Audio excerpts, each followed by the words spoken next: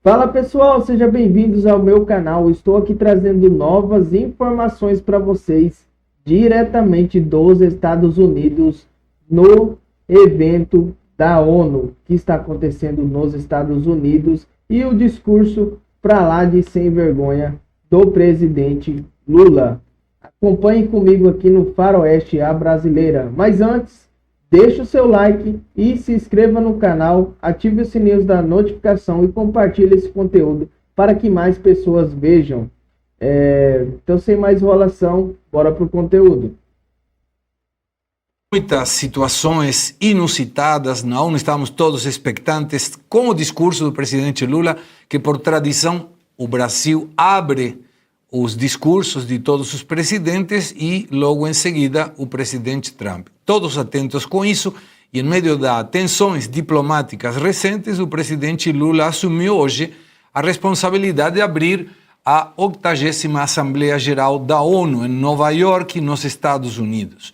O evento ocorreu um dia depois dos Estados Unidos anunciarem novas sanções contra o Brasil, que envolveram figuras ligadas ao governo federal e ao STF. Importante clarificar, as sanções não foram contra o Brasil, não teve tarifas, nada comercial no horizonte, e sim sanções a CPFs, que são sanções diferenciadas.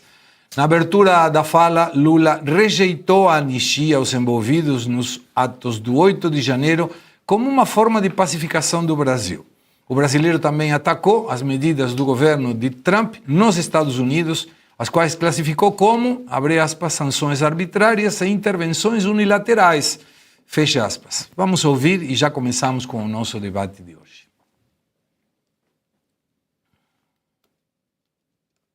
Mesmo sob ataque sem precedentes, o Brasil optou por resistir e defender sua democracia, reconquistada há 40 anos pelo seu povo, depois de 2 décadas de governo ditatoriais. Não há justificativa para as medidas unilaterais e arbitrárias contra as nossas instituições e nossa economia. A agressão contra a independência do Poder Judiciário é inaceitável. Esta ingerência em assuntos internos conta com o auxílio de uma extrema-direita subserviente e saudosa de antigas hegemonias. Falsos patriotas arquitetam e promovem publicamente ações contra o Brasil. Não há pacificação com impunidade. Coronel Melo Araújo, começo contigo como nosso convidado de honra hoje. Eu não sei se entendi bem, mas o Lula falou como se eu estivesse falando na câmera e você está aqui. Aí você fala na câmera e eu estou aqui, mas ninguém fala com ele. Ninguém se fala um com o outro. O Lula tratou um pouco duro ao Trump, dizendo que não aceitaremos ingerências, e a única ingerência que a gente pode observar, e não considero ingerência, porque são penalidades contra pessoas físicas, e no caso da tarifação já ficou claro de porquê. Qual é a tua observação? O Segra, eu vejo assim, o Trump é um político, no nível dele, ele tem muitas informações privilegiadas pelo serviço que eles têm lá, CIA, serviço secreto. Ele, quando ele se posicionou em relação ao Brasil, é porque ele vê um perigo, na verdade, de você ter um país que é vizinho dele, né, o Brasil vizinho dos Estados Unidos, e ele não quer ter um vizinho envolvido com coisas erradas. Ele não quer ter como vizinho alguém que tem amigos que são ditadores, né? Podemos falar do Maduro, que são procurado pela justiça. Ele não quer ter como vizinho alguém que é amigo do Gustavo Pérez, o Petro, que aqui no Brasil fala para liberar a cocaína, eles estão combatendo as drogas. Ele não quer ter como vizinho alguém que apoia o terrorismo, apoia o Irã. Então, eu vejo que o Trump, ele se coloca realmente como um líder da nação, querendo defender o povo dele. E ele percebeu o que está acontecendo no nosso país e está, sim, botando o dedo. Está botando o dedo e mostrando o caminho que tem que seguir. Infelizmente, a gente vê que algumas pessoas da Suprema Corte, eles estão julgando com o fígado. Estão julgando não como juízes, até como promotor. E isso não é a função de um judiciário. E tenho certeza que ele está muito preocupado, né? Quando a gente já vê alguns países, a ditadura, quando é do judiciário, é muito difícil para reverter. Então, o que o presidente Trump está fazendo é justamente mostrando para o mundo que o Brasil está no caminho errado e até as falas dele, ele dá oportunidade para trazer para o caminho certo. Como falou assim, vou encontrar com o Lula para a gente acertar as coisas aí, né? Ele até falou de forma meio brincando, né? Abracei o Lula e tal. Ou seja, o que ele quer é chamar o Lula para uma conversa e falar assim, isso aqui é assim, O Brasil está se afastando dos países que nós sempre tivemos boas relações, se afastando dos Estados Unidos, Israel. Você pega Israel aí quando teve aquela em Minas Gerais que nós tivemos lá, que estourou Brumadinho. As tropas de Israel vieram aqui, ajudaram muito com equipamentos sofisticados. Sim. E a gente está se afastando desses povos. Então, o que o Trump fez aí é simplesmente mostrar que o Brasil caminha errado, está mal. Se ele não mudar o rumo, vai perder mais ainda. Esse governo aí, o presidente Lula, ele mente, eu não sei como o povo não acredita mais ele vem falar em democracia, né? É impressionante como eles usam a palavra democracia. Democracia é o povo povo não está sendo respeitado, então não tem que falar em democracia. Anistia, eles ganharam anistia, gente que explodiu o corpo de pessoas, que matou alunos da polícia do Barro Branco na década de 70, que ali em frente ao exército cometeram crimes lá com explosão, matando lá o sargento Kozel. Então, e foram anistiados, inclusive chegaram à presidência. Então, realmente para pacificar o nosso país, o único caminho é a anistia, e eles estão indo justamente na contramão. Agora, Luiz Arthur, quando a gente observa, e temos aqui no chat dizendo hoje não precisamos a narrativa do Jancho, né, porque já está ao vivo e em direto. Mas o Lula fala para quem? Porque quem aplaudia, como sempre, as palmas não mostravam, mas nós sabemos que Janja e a turma da delegação batendo palmas e aí pulsa o resto a bater palmas. Mas era uma fala para quem? Para a militância daqui e para quem? Pois é uma boa pergunta, Segré. Eu vou falar uma coisa aqui, Segré. Eu sei que na democracia, assim, quem ganha governa o país. Mas eu preciso dizer que o Lula não me representa. Ele pode até ter ganho a eleição, mas ele vai lá falar em nome do Brasil, ele não me representa como brasileiro, porque eu não acredito nas coisas que ele fala, eu não concordo com as coisas que ele fala. Embora ele esteja lá falando em nome do Brasil, está lá a bandeirinha do Brasil, ele não me representa, eu tenho certeza que não representa boa parte da população. Ponto número 1. Ponto número 2. Ele deu muitas indiretas. Eu, particularmente, não gosto desse tipo de postura. Ou você fala olho no olho, cita nome e sobrenome, porque ele fez um discurso em que ele atacou os Estados Unidos, em que ele atacou o Trump, mas ele não fala Estados Unidos e ele não fala Donald Trump. Boa. Pode até ser que a diplomacia recomende isso. O professor Sônia vai poder explicar melhor, né? Talvez em termos diplomáticos não seja elegante você citar nome e sobrenome. Eu não gosto. Se ele tem algum problema com o Trump, ele que diga. Donald Trump está interferindo no Brasil. Diga.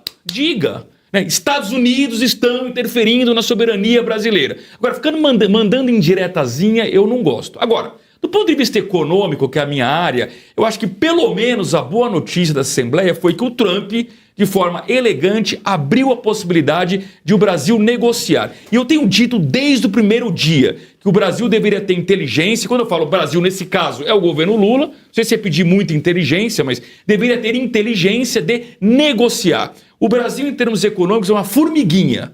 Os Estados Unidos são um elefante. A formiguinha não vai brigar com o elefante. A formiguinha vai ser inteligente e vai negociar com o elefante. E tem muita oportunidade de o Brasil negociar. Porque para a gente o que interessa nesse momento é reduzir a tarifa de 50% para o patamar anterior de 10%. É verdade que o Trump já cedeu em 700 exceções, mas tem muita empresa e muitos setores no Brasil ainda sobretaxados em 50%. Então eu faço um apelo ao presidente Lula: use a inteligência e aproveite a oportunidade que o Trump lhe deu. Negocie para ajudar a economia brasileira. Bom, mais um que detona a nossa pauta. Os senhores leem o que está escrito aqui? Porque aqui, quando vocês leem o que está escrito, você vai ver que depois de ouvir o Lula, que nós vamos ouvir de novo, a gente vai ouvir o Trump falando exatamente o que você adiantou.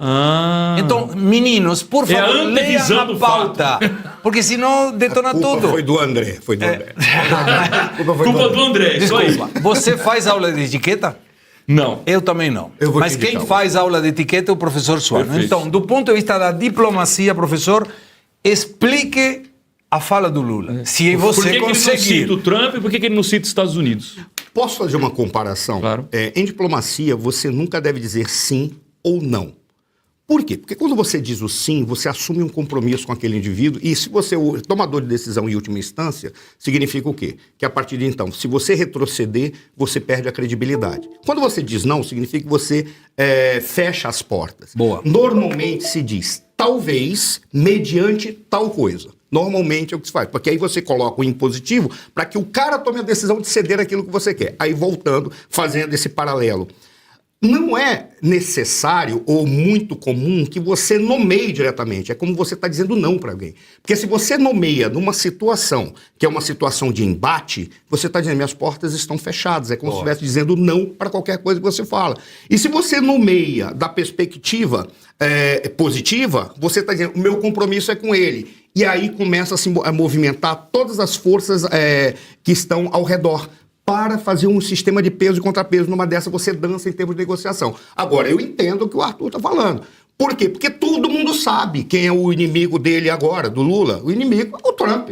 Não são nem os Estados Unidos, é o Trump. Mas ele está colocando, e aí eu tenho que fazer justiça, o primeiro cara na mídia brasileira que falou que aquilo que estava acontecendo em função do STF e as medidas que estavam tomando, isso ia gerar uma crise diplomática, foi o Arthur. E eu acompanhei em vários lugares. Ele falou, eles estão transformando um problema político nacional numa crise diplomática internacional. Eles, o STF, em especial o ministro Alexandre de Moraes. E aí, por qual razão eu estou dizendo isso? Quando você olha o posicionamento daí, eu entendo que o Arthur solicita. Fala logo direto, porque todo mundo já sabe. Mas a questão que tem é, nesse caso, se ele fala direto, aí ele vai receber uma paulada muito mais direta do que aquela que o Trump fez. Porque o Trump já foi para colocar as cartas na mesa.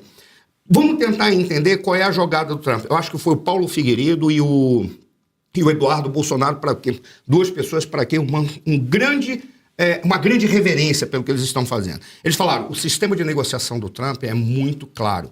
Ele bate pesado, depois ele não é que ele retrocede, ele alivia, chama para negociar nas condições, tempo e horário que ele deseja. Ou seja, por quê? Porque tempo batido pesado, ele já tirou as rotas de fuga daquela pessoa. Boa. Então isso é uma jogada fantástica. Aí fica uma outra questão. Como é que os norte-americanos raciocinam? Que até vem ao encontro dessa maneira de negociar.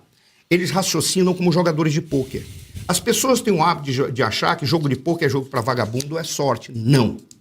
É um jogo que envolve o conhecimento das peças, o conhecimento do cálculo estratégico que pode ser feito, e, em especial, o conhecimento dos traços comportamentais do teu adversário. Por isso que ele joga assim, porque ele vai no traço comportamental do adversário. É um jogador de pôquer puro. Ele dobra a aposta por uma razão simples. Como é que o pôquer funciona? Eu tenho as minhas cartas e eu sei o jogo que eu tenho. Eu não sei o jogo que os outros têm, mas eu sei o jogo que eu tenho. Na escala dos jogos mais fortes, os Estados Unidos têm um jogo mais forte e difícil de ser... Absolutamente. Porque ele tem o Royal Flush. Ele tem o máximo jogo, então ele pode ficar dobrando. Mas aí é que ele analisa os traços comportamentais do seu adversário. Por isso que ele fez essa jogada. Depois dele ter dado a pancada, disse, eu estou aqui para conversar com o Lula. Só tem um detalhe.